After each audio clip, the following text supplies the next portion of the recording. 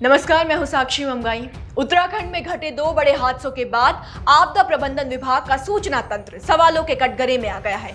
एक समाचार पत्र सवाली बनकर विभाग की कार्यप्रणाली पर वार की बौछार करता नजर आया। समाचार पत्र की माने तो जब पौड़ी और उत्तरकाशी में हाहाकार मचा हुआ था, तब विभाग आंकड़ों में उलझा हुआ था। यही नहीं, अखबार ने जानकारी के लिए मची मारामारी की बात भी की है। इस खबर का दावा आपदा प्रबंधन विभाग की पोल खोलता है और साथ ही प्रबंधन के नाम पर अव्यवस्था की अवस्था भी जाहिर करता है। कैसे, ये विस्तार से रिपोर्ट में समझिए।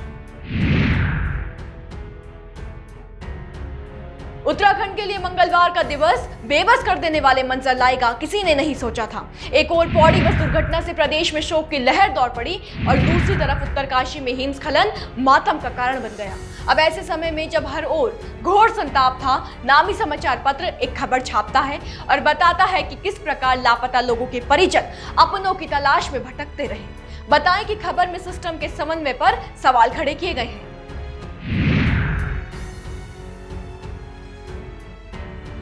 प्रतीक्षा में बैठे परिजन मन ही मन परिणाम की परिगणना कर रहे थे।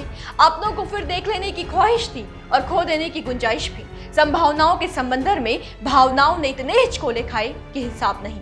जाहिर सी बात है कि ऐसी स्थिति में लापता लोगों के परिजन आपदा प्रबंधन विभाग की ओर आस की दृष्टि से देखेंगे। पर अव्यवस्था का आलम देखिए कि विभाग की आधी अधूरी जानकारी इंतजार के क्षणों को और भारी कर गई। अमर उजाला की खबर के मुताबिक बुधवार को लापता लोगों के तमाम परिजन, कोई देहरादून तो कोई उत्तरकाशी में अपनों की खोज में भटकता रहा, लेकिन उन्हें किसी ने भी सही जानकारी उपलब्ध नहीं कराई। यही नहीं, 24 घंटे बाद भी हादसों में हुई मौतों का स्पष्ट आंकड़ा नहीं बताया गया। बेखबर होना इंसान को बेसब्र कर देता है और लाचार भी। सोचने का विषय है कि क्या बीती होगी उन परिवार वालों पर जिनके करीबियों का हिमस्खलन के बाद से नामो निशान नहीं था। राहत और घबराहट का ये एहसास आस बनाता भी है और तोड़ता भी।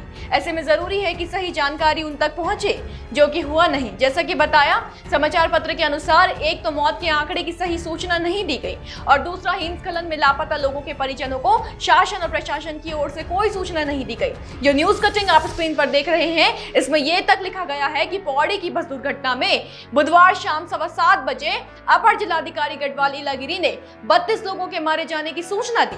वहीं राज्य कंट्रोल रूम की ओर से 8:30 बजे के आसपास जो सूचना प्रेषित की गई, उसमें मृतकों की संख्या 19 बताई गई। ऐसे में लोगों के बीच भ्रम पैदा होना स्वाभाविक है। यही कारण है कि कंट्रोल रूम की कार्यप्रणाली भी निशाने पर ली गई है।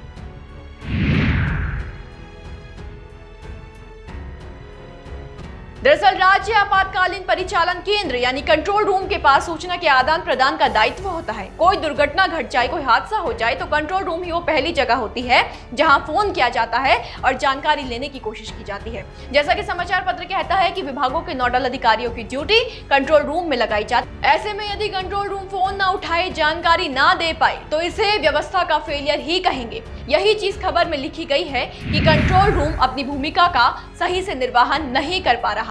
यहाँ पर खबर का एक जरूरी बिंदु ये भी है कि लिखा गया है कि सीएम धामी भी कंट्रोल रूम की कार्यप्रणाली पर नाराजगी जता चुके हैं।